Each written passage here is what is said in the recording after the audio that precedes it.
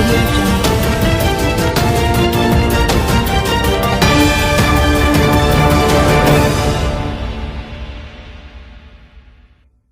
আজকের বিশেষ বিশেষ খবর, রাজ্যে ফের বাতিল নিয়োগ, এসএসসি এর বিরাট নির্দেশ কলকাতা হাইকোর্টের।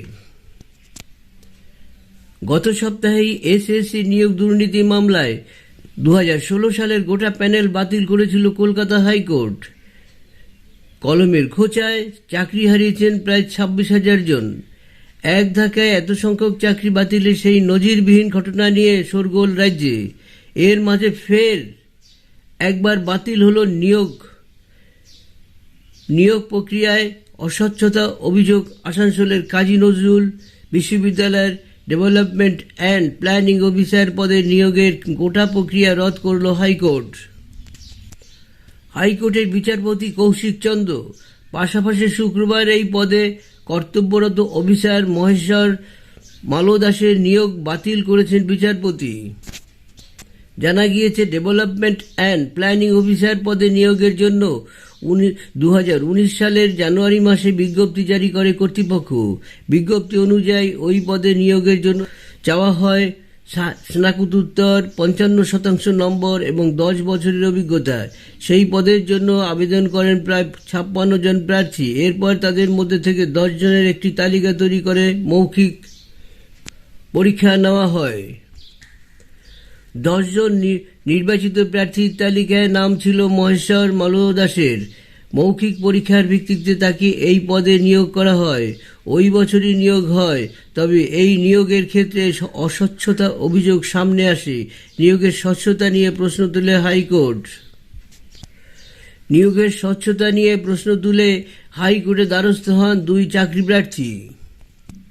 অভিযোগের ভিত্তিতে আদালত বিশ্ববিদ্যালয় কর্তৃপক্ষের কাছে নিয়োগ সংক্রান্ত যাবতীয় নথিপত্র চেয়ে পাঠালো। সেই সব জমা দেওয়া হয় আদালতে।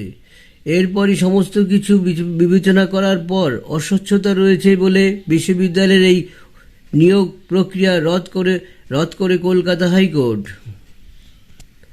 বাতিল হয়েছে নিযুক্ত ব্যক্তির নিয়োগও। আদালতের পর্যবেক্ষণ, যাকে নিয়োগ করা হয়েছে তার এই নিয়োগ প্রক্রিয়ায় উন্নীত হওয়ার মতো শিক্ষাগত যোগ্যতাই নেই। হাইকোর্টের পর্যবেক্ষণ, গোটা প্রক্রিয়াই পক্ষপাতদুষ্ট, পক্ষপাতমূলক ও অস্বচ্ছ। আদালতের নির্দেশ অনুযায়ী পরবর্তী পদক্ষেপ করা হবে বলে জানিয়েছেন বিশ্ববিদ্যালয় কর্তৃপক্ষ। আবহাওয়ার খবর, 50 কিমি বেগে ঝড়। আজ দক্ষিণবঙ্গের কোন কোন জেলায় কালবৈশাখী। সেই এপ্রিলের মাস থেকেই তাপ প্রবাহ। দক্ষিণবঙ্গের সাউথ বেঙ্গল শরীরের ফোসকা পড়ার মতো গরম, তবে আর নয়। শনিবার থেকেই আবহাওয়ার বদল আসছে। আজ থেকে কমবে তাপমাত্রা, রীতিমতো উধাও হবে তাপ প্রবাহ, সাথেই স্বস্তি জাগিয়ে শুরু ঝড় বৃষ্টি। আলিপুর আবহাওয়া দপ্তর সূত্রের খবর, রবিবারের পর থেকেই আর তাপপ্রবাহের সম্ভাবনা নেই কোথাও। শনিবার বিকেলের পর কালবৈশাখী ঝড়ও উঠবে জেলায় জেলায়।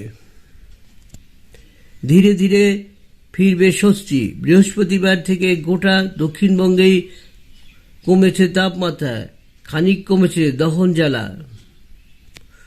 আজ তাপপ্রবাহের হলুদ সতর্কতা থাকছে শুধুমাত্র পুরুলিয়া, বাঁকুড়া, ঝাড়গ্রাম, বীরভূম, মুর্শিদাবাদ, 2 মেদিনীপুর ও 2 বর্ধমানে। রবিবার 30 থেকে 40 কিলোমিটার বেগে ঝড়ো হাওয়ার সঙ্গে বজ্রবিদ্যুৎ সহ বৃষ্টির সম্ভাবনা রয়েছে দক্ষিণবঙ্গে।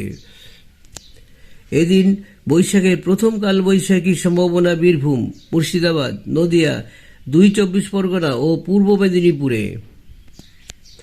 আবহাওয়া দপ্তর জানিয়েছে, পশ্চিম মধ্য বঙ্গোপসাগর থেকে পর্যাপ্ত জলীয় বাষ্প ঢুকছে আর এর পতন তাপমাত্রায়।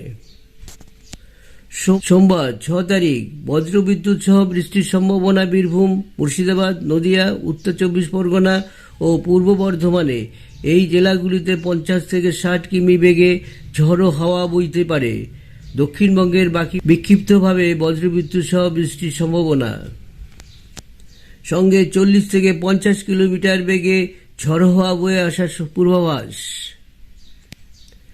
8ই মে পর্যন্ত বিক্ষিপ্তভাবে বৃষ্টি হতে পারে দক্ষিণবঙ্গের একাধিক জেলায়। কালবৈশাখী ঝড়ের পূর্বাভাসও রয়েছে।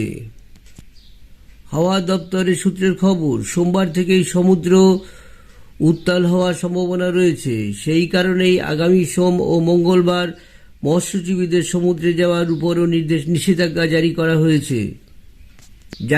করেছে আবহাওয়া দপ্তর। আজ উত্তরবঙ্গে 5 জেলায় অর্থাৎ দার্জিলিং, জলপাইগুড়ি, কালিম্পং, কোচবিহার ও আলিপুরদুয়ারে বজ্রবিদ্যুৎ সহ বৃষ্টির সম্ভাবনা রয়েছে। পাশাপাশি 30 থেকে 40 কিলোমিটার বেগে ঝড়ো হাওয়া বইতে পারে।